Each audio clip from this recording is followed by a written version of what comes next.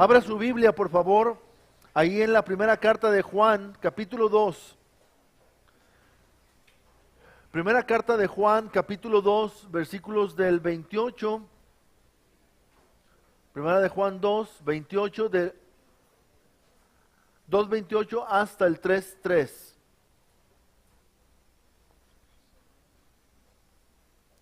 La semana pasada hablábamos acerca de, ¿se acuerdan? ¿De qué hablábamos la semana pasada? De el anticristo, ¿verdad?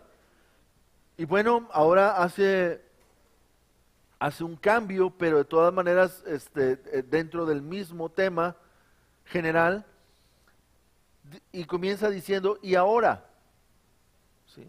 Hijitos, permaneced en él para que cuando se manifieste tengamos confianza, para que en su venida, ¿de qué está hablando? ¿De qué está hablando? De su venida, del regreso de Cristo, ¿verdad? Para que en su venida no nos alejemos de él avergonzados. Si sabéis que él es justo, sabed también que todo el que hace justicia es nacido de él. Capítulo 3. Mirad cuál amor nos ha dado el Padre, para que seamos llamados hijos de Dios. Por esto el mundo no nos conoce, porque no le conoció. Amados, ahora somos hijos de Dios, y aún no se ha manifestado lo que hemos de ser, pero sabemos que cuando Él se manifieste, seremos semejantes a Él, porque le veremos tal como Él es. Y todo aquel que tiene esta esperanza en Él, se purifica a sí mismo, así como Él es puro. Ahora, hermanos, todos nos movemos de alguna manera en nuestra vida. Todo lo que hacemos es movido por una motivación. ¿Cuál es la motivación por la que estamos en esta mañana en la iglesia, en la casa de Dios? Puede haber muchas motivaciones. Una es porque quiero escuchar la palabra de Dios. O me motivó el agradecimiento que tengo a Dios porque dio su vida por mí y Él me ha pedido que vaya a su casa y por obediencia quiero ir a su presencia. O tengo la motivación de que voy a ver a mis hermanos en la iglesia y que juntos vamos a cantarle a Dios. O la motivación de saber que lo mejor que me puede pasar es ir a la iglesia el domingo, ¿verdad? Estar en su casa.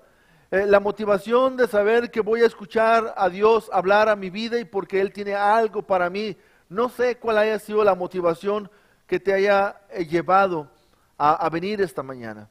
Pero no solamente venir a la iglesia es movido por una motivación. Todo lo que hacemos, hermanos, trabajar, estudiar, levantarte, no querer levantarte, hacer o no hacer, todo es movido por una motivación. ¿Cuál es la motivación que tú tienes o que te lleva a hacer lo que estás haciendo? Ahora, a veces no nos damos cuenta, pero hemos aprendido a vivir en un modo de inconsciente, ¿sí? Como si hubiera, ya ven que los aparatos celulares y electrónicos tienen un modo, ¿verdad? Y hay modos en los que puedes poner el aparato.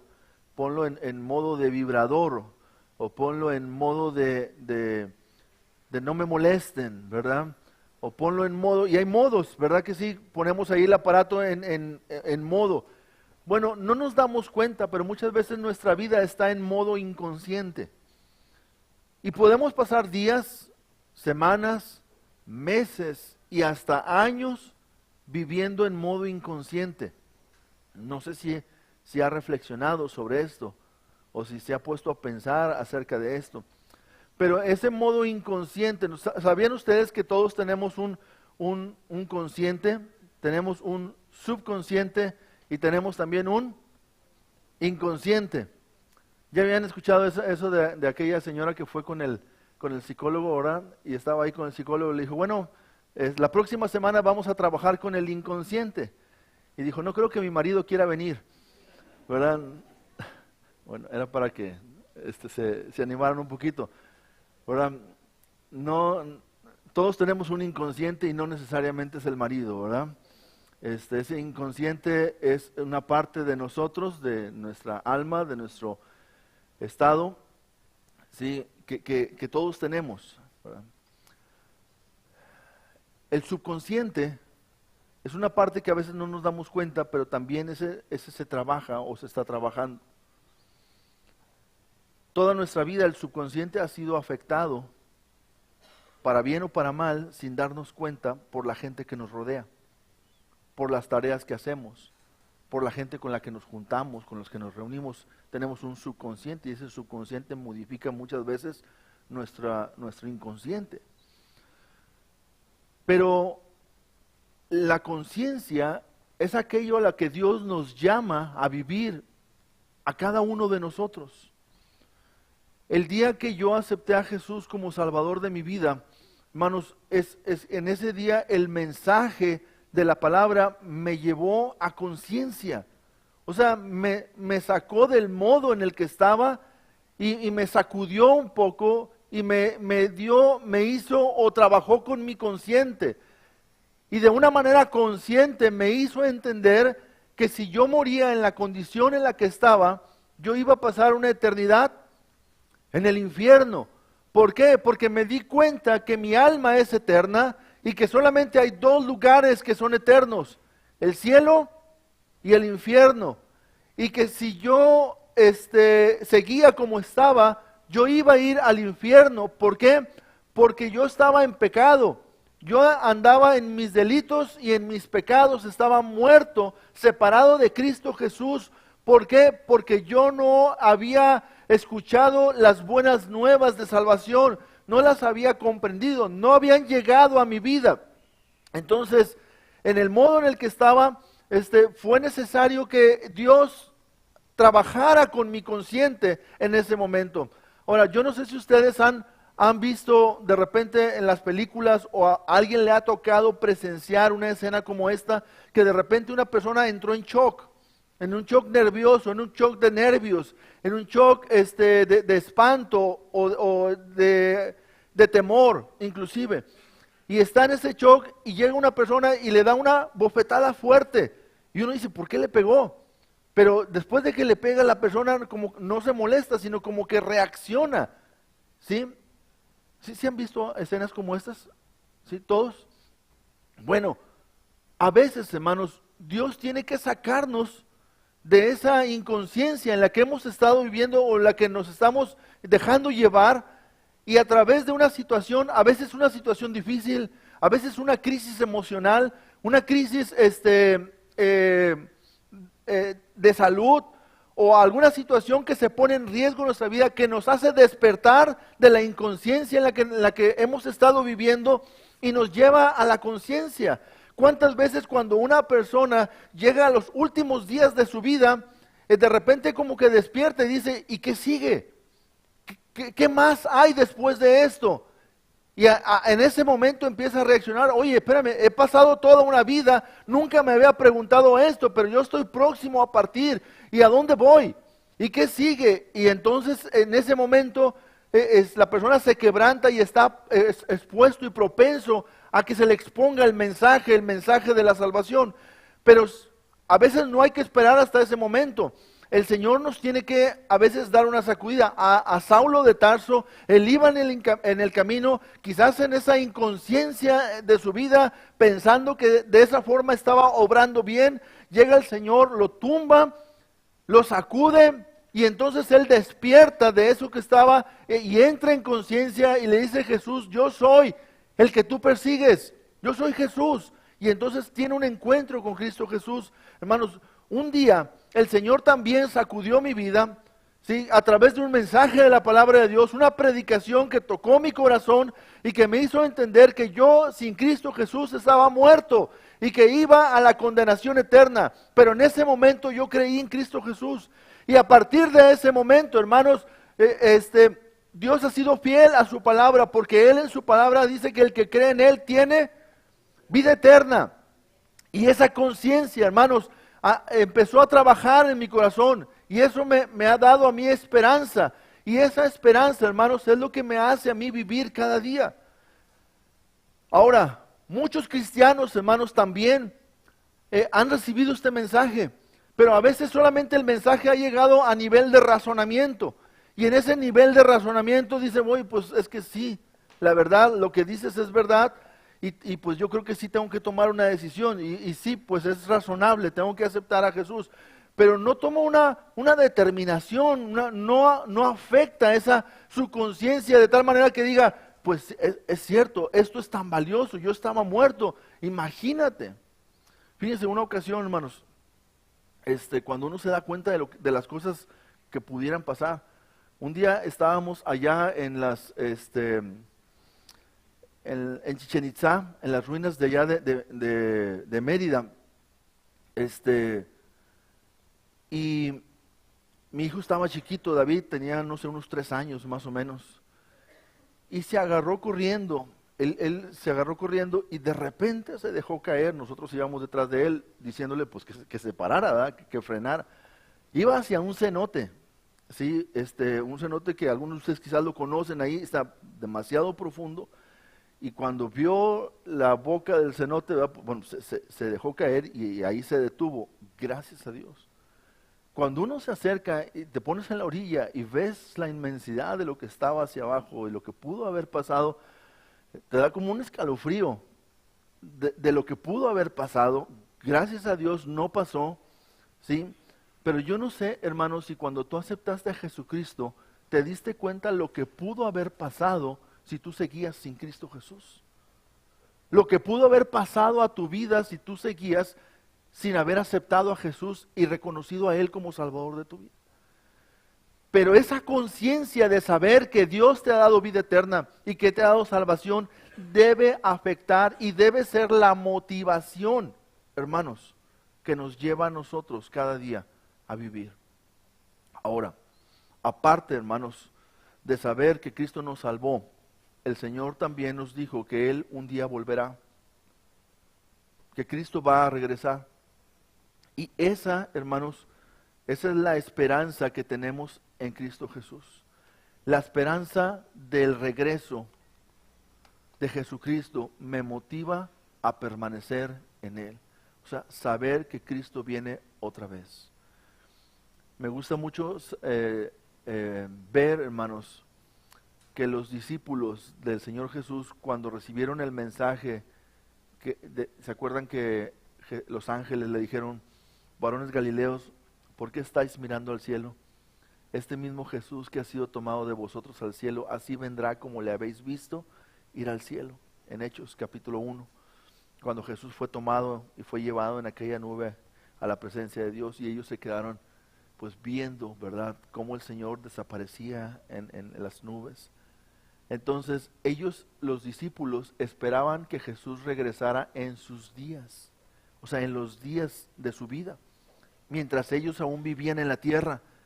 Todos los días ellos estaban relacionando los eventos, miraban las profecías del Antiguo Testamento y relacionaban y pensaban, a lo mejor hoy, a lo mejor en este evento, a lo mejor en el día del Pentecostés, a lo mejor en este momento, y así ellos estaban pensando cuándo es que el Señor vendría. Pero todos los días de su vida, ellos vivían pensando que Jesús iba a volver en ese momento. No vino en ese momento porque así no son los planes de Dios. El Señor no retarda su promesa, según algunos la tienen por tardanza, sino que ha sido paciente para con nosotros, no queriendo que ninguno perezca, sino que todos procedan al arrepentimiento, dice Dios en su palabra. Entonces, esa es la razón por la que Cristo Jesús no ha venido. Pedro les decía a los creyentes de aquella generación, de aquella época. Pero hermanos, nosotros debemos vivir cada día en la conciencia. A veces nos levantamos de manera inconsciente. Nos levantamos de manera inconsciente y dejamos que el mundo afecte nuestra vida. Dejamos que la corriente del mundo nos lleve, nos envuelva.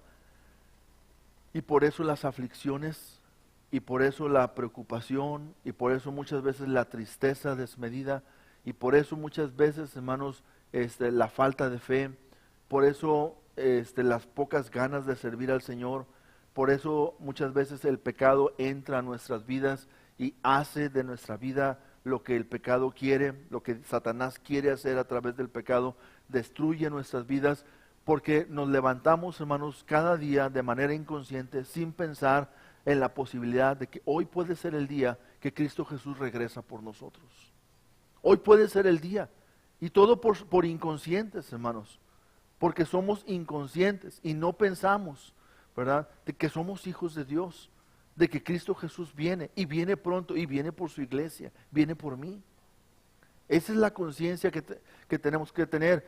Y hermanos, pensando en que ya en estos tiempos, más o menos en los años 90 del primer siglo, ya los discípulos, ya los falsos maestros, los anticristos, ya se estaban levantando y ya estaban afectando a la iglesia, ya estaban atentando en contra de la iglesia.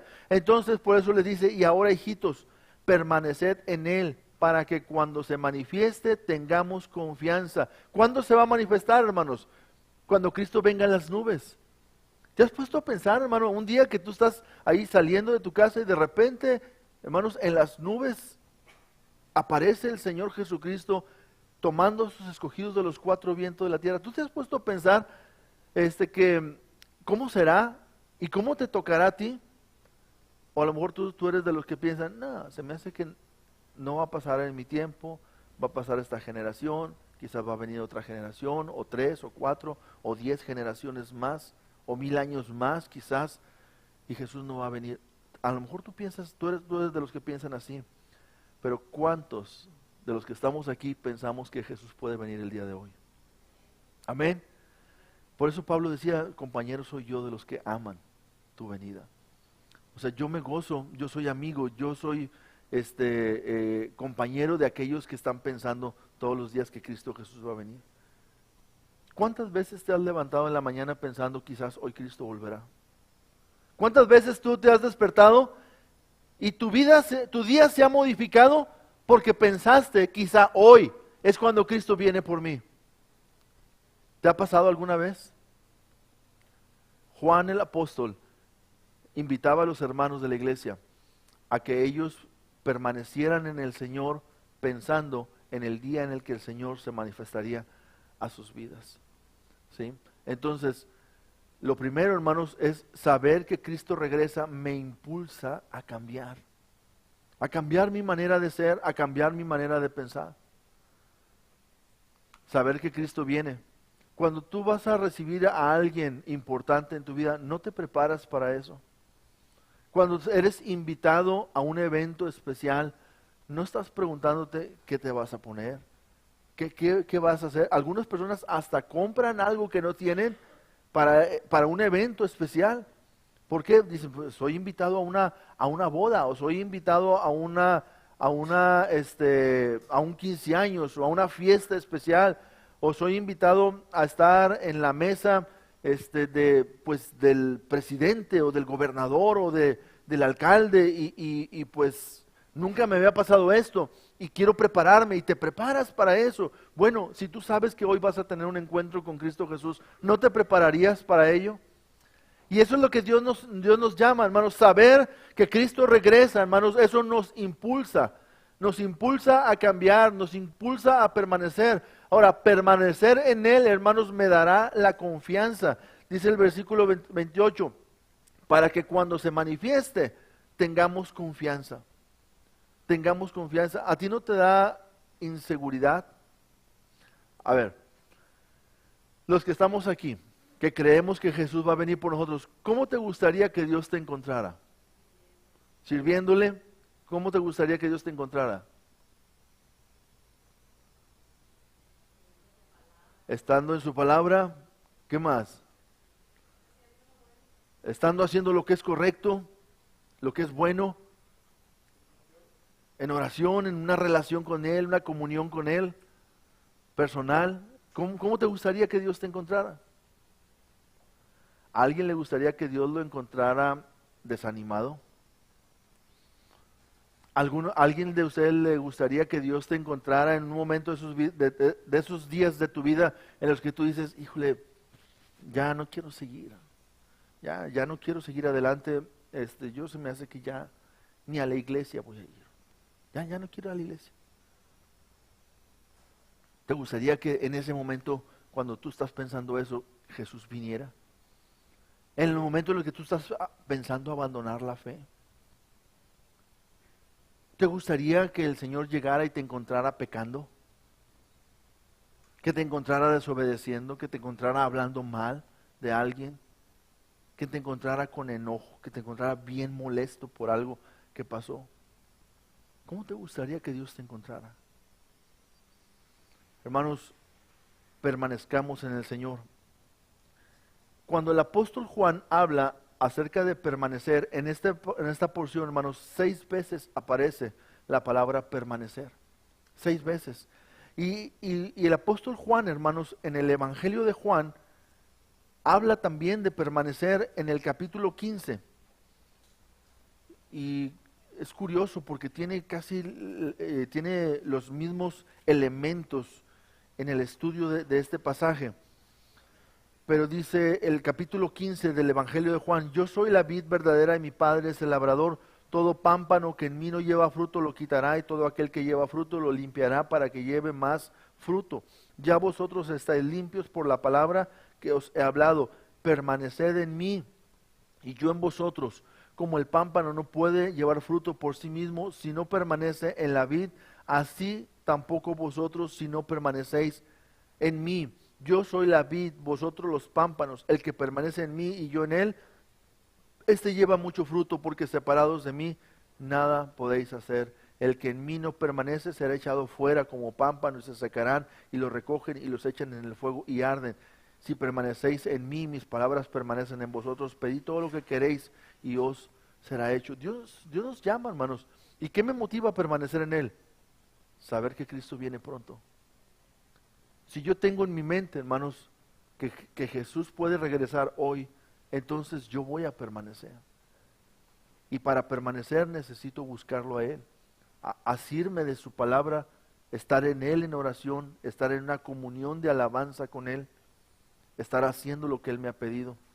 Pero además, hermanos, permanecer en Él me ayudará a no avergonzarme en su regreso. ¿Hay cosas que a ti te dan regreso, te dan vergüenza, hermano? ¿Hay cosas que te dan vergüenza? ¿Qué te da vergüenza, hermanos? Algunos hermanos mayores dicen: en estos tiempos la vergüenza se ha perdido, ¿verdad? A lo mejor ya nada te da vergüenza. O sea, no hay vergüenza. Yo creo, hermanos, que no hacer la voluntad de Dios, estar lejos de Dios, ¿verdad? Eso nos daría mucha vergüenza. Saber que Cristo dio su vida por ti y que tú no has estado dispuesto a hacer nada por Él. Yo no sé si eso te daría vergüenza. A mí sí me da vergüenza. A mí me da vergüenza saber que Dios me ha pedido algo y que no estoy haciendo nada por hacerlo.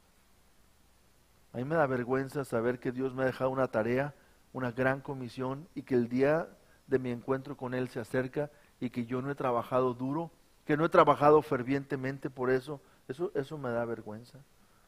¿A cuántos de ustedes les da vergüenza presentarse delante del maestro sin la tarea hecha? No sé los muchachos de ahora, pero en mis tiempos a mí sí me daba mucha vergüenza no tener la tarea hecha y saber que el maestro llegara. Hermanos, saber que Cristo regresa me impulsa a cambiar. Ver mi vida, hermanos, a la imagen de Cristo, eso me da seguridad. Dice el versículo 29, si sabéis que Él es justo, sabed también que todo aquel que hace justicia es nacido de Él. Ahora, hermanos, a veces los cristianos tenemos un mal concepto con respecto del reconocimiento de uno mismo. Y a veces pensamos que todo es orgullo y que todo es soberbia, pero no todo es orgullo y no todo es soberbia, hermanos. A lo mejor que yo me compare con mi hermano o con mi hermano y yo me compare con él y yo piense que soy mejor que él, pues eso no está bien. Porque para empezar, el hermano ni yo somos la medida a seguir. La medida es Cristo, ¿verdad? Él es la medida a seguir, ¿verdad? Pero cuando yo me doy cuenta de mí mismo, que Dios me ha cambiado, hermanos, a mí sí me da gozo. ¿Sabes por qué me da gozo saber que Dios me ha cambiado? Porque yo sé que Él es justo. Y cuando mi vida empieza a adquirir la justicia de Él, me doy cuenta que soy hijo de Él. Eso me da mucha seguridad. Yo puedo decir, hermanos, todavía no soy la persona que debo de ser, pero de algo puedo estar seguro. Ya no soy el que era antes. Cada día el Señor me está cambiando. Y cada día el Señor me hace mejor. ¿Sí? No mejor que ustedes, mejor que lo que yo era antes. ¿Sí? Mejor para Cristo. Entonces, el que tú reconozcas que Dios te está cambiando, eso es bueno. Porque si no viene el enemigo y te dice, no, es que tú no sirves. Es que tú nunca vas a poder vivir la vida cristiana. ¿Ves? Mira cómo caes. Mira cómo te apartas. Mira cómo inmediatamente dejas la fe. Mira cómo no sirves. Eso te lo hace creer el diablo. Pero es bueno que tú reconozcas que cuando tú estás, que tu justicia está conformándose a la justicia de Dios, tú te das cuenta, es porque soy hijo de Dios. Es como si le preguntaran a David que por qué tiene rasgos míos. Pues porque es mi hijo. ¿Verdad? Y así también, ¿por qué tú tienes rasgos de Dios? Porque eres hijo de Dios. ¿Por qué la justicia de Dios se deja ver en tu vida? ¿Por qué la santidad de Dios se deja ver en tu vida? Pues porque eres hijo de Dios. Entonces no está mal que tú reconozcas que Dios te ha cambiado y que tu vida está cada día conformándose a la imagen de Cristo. Y que decir, bueno, sí, todavía me falta mucho por mejorar, pero he cambiado. No soy el mismo de antes. El Señor ha quitado algunas cosas en mi vida y yo sé que va a seguir quitando otras cosas también todavía. Pero además, hermanos, la esperanza del regreso de Jesucristo me motiva a permanecer.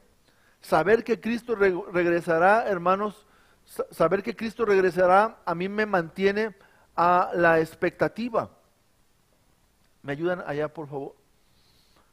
Saber que Cristo regresará me mantiene a mí a la expectativa. ¿Por qué me mantiene, hermanos, a la expectativa? Dice el capítulo 3, mirad cuál amor nos ha dado el Padre para que seamos llamados hijos de Dios. A mí, hermanos, saber que soy hijo de Dios es lo más grande que me puede pasar. Ningún logro aquí en la tierra se compara con el ser hijo de Dios. Nada que pudiera conseguir aquí en la tierra, ningún título, ningún reconocimiento, nada es más grande que ser hijo de Dios. Y la identidad de ser hijo de Dios, hermanos, nos fortalece, nos ayuda a permanecer en Cristo Jesús. ¿Cuántas veces tú te has dicho a ti mismo, yo soy hijo de Dios? ¿Cuántas veces te has hablado a ti mismo? Sabes, yo me he tenido que hablar a mí mismo. Algunas veces en las que el enemigo quiere turbar mi mente, y yo digo, Rogelio, tú eres hijo de Dios. Hay muchas promesas de parte de Dios para ti. El Espíritu de Dios ha venido a morar dentro de ti. Yo me he tenido que hablar a mí mismo y saber que soy hijo de Dios. Es la identidad más grande que tengo. Donde quiera que ande, hermanos, lo más valioso que tengo que decir de mí es que soy hijo de Dios. Que un día mis pecados fueron perdonados. Que un día nací de nuevo por la gracia de Cristo Jesús. Que un día mi nombre fue sellado con la sangre del Cordero para la eternidad. Y que un día, cuando yo muera, voy a ir a la presencia de Cristo Jesús porque soy su hijo. Esa es la identidad más grande. Y sabes, hermano, el diablo quiere borrar esa identidad de tu vida. El diablo quiere crear inseguridad de tu vida. El diablo no quiere que te presentes como hijo de Dios. El diablo no quiere que tú adquieras. Él no quiere que tú adquieras confianza por ser hijo de Dios. Si has creído en Cristo Jesús, tú eres un hijo de Dios. Y tienes vida eterna. Y vas a vivir eternamente con Dios. En esta vida es una vida de paso. Pero estarás eternamente con Él porque eres hijo de Dios. Es la identidad más grande que tú tienes. ¿Por qué mucha gente, hermanos, hace tonterías? ¿Por qué mucha gente, hermanos, comete locuras en su vida? Porque no se reconoce hijo de Dios. Porque no sabe, me estoy refiriendo a cristianos que hacen cosas que están mal. Porque no se identifica como un hijo de Dios. El que cree en el Hijo, hermanos, tiene vida eterna. Juan 1:11 dice que Jesús a lo suyo vino, pero los suyos no le recibieron. Pero más a todos los que le recibieron y los que creen en su nombre les dio potestad de ser hechos hijos de Dios, los cuales no son engendrados de sangre, ni de voluntad de carne, ni de voluntad de varón, sino de Dios, dice el versículo 12. Así que, hermanos, tú eres un hijo de Dios. Saber que Cristo regresará te mantiene a la expectativa, una, de que eres hijo de Dios. Pero además, hermanos, lo mejor todavía está por venir.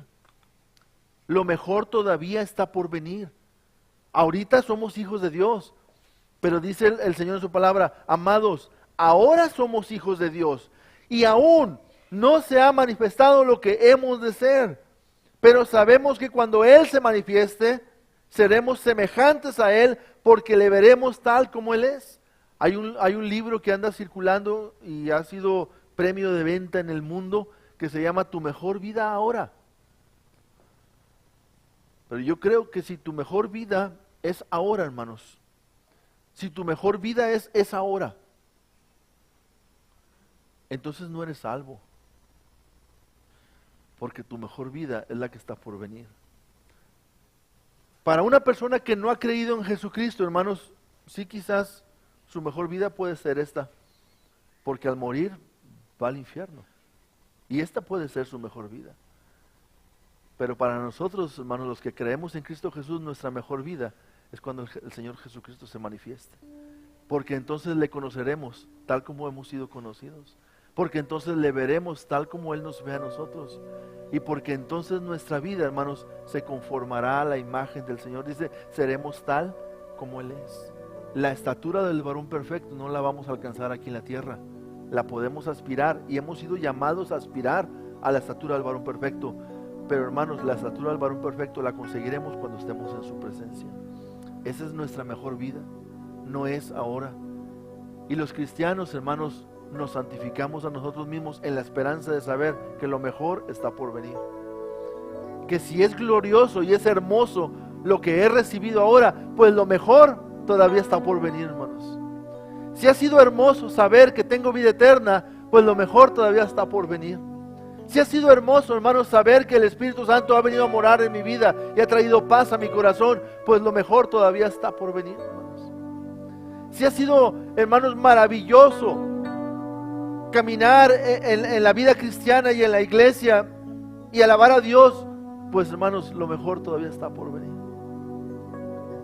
Será cuando Él se manifieste, cuando Cristo Jesús venga. La mejor vida que esperamos no es esta, hermanos. Por eso, hermanos, cuando a mí me dices algo, cuando yo puedo ver y percibir los problemas que hay en esta vida, yo digo, gloria a Dios, que no vamos a estar eternamente aquí. Gloria a Dios, hermanos, que vamos a una eternidad con Cristo Jesús, donde el sol ya no es necesario porque Cristo Jesús lo ilumina todo. Donde no habrá más lloro ni más tristeza, ¿sí? Donde no habrá más pecado, porque la santidad de Dios inundará todo, la gloria de Dios llenará todo. Esa es nuestra mejor vida. Y todavía el apóstol Juan termina con esto en el versículo 3, dice, y todo aquel que tiene esta esperanza en Él, se purifica a sí mismo, así como Él es puro. ¿Tú tienes esta esperanza? Dice, todo aquel que tiene esta esperanza, yo te pregunto, ¿tú tienes esta esperanza en Cristo Jesús? ¿Tú esperas la venida de Cristo? ¿Tú crees que Cristo puede venir el día de hoy? Dice, se purifica a sí mismo. ¿Cómo te purificas a ti mismo, hermanos? Estando en la palabra. Santifícalos en tu verdad. Tu palabra es la verdad. ¿Cómo te purificas a ti mismo, hermanos? Hijitos míos, estas cosas os escribo para que no pequéis. Pero si alguno hubiere pecado, abogado tenemos para con el Padre, a Jesucristo, el justo. ¿Sí? Entonces, hermanos, ¿cómo es que yo me purifico? Sabiendo que Cristo viene el día de hoy. Honestamente, si te sacaran del inconsciente en el que estás viviendo y Dios te trajera a conciencia y reflexionaras y te dijera, Cristo viene el día de hoy, es hoy. Es exactamente hoy cuando Cristo aparecerá en las nubes. ¿Qué harías, hermano? ¿No te santificarías? ¿No le pedirías perdón a Dios por los pecados que has cometido? ¿No te pondrías a cuenta con quien tendrías que ponerte a cuenta aquí en la tierra? ¿No arreglarías todo lo que tendrías que arreglar? ¿No correrías a compartirle de Cristo Jesús a aquella persona que tú sabes que lo necesita? ¿No cumplirías con la gran comisión que Dios nos ha mandado a hacer si sabrías que Cristo Jesús viene hoy? Correrías, hermano, correrías si tú supieras que Cristo viene el día de hoy. Sabes, hoy puede venir Cristo Jesús. Hoy puede ser el día que Él aparezca en las nubes. Hoy puede ser el día que Él nos llame a su presencia. Hoy puede ser el día. Así que, hermano, si tú tienes esta esperanza, purifícate a ti mismo. No te dejes llevar por el enemigo. Eres hijo de Dios. Tu vida debe distinguirse por eso entonces. Así que en esta mañana, no quiero pasar por alto. Es posible que haya alguien aquí que aún no ha aceptado a Jesús como Señor de su vida. Y tú en esta mañana, tú puedes asegurarte de que eres un hijo de Dios. ¿Cómo? Si primeramente reconoces que estás en pecado y que tu pecado te separa de Dios por la eternidad.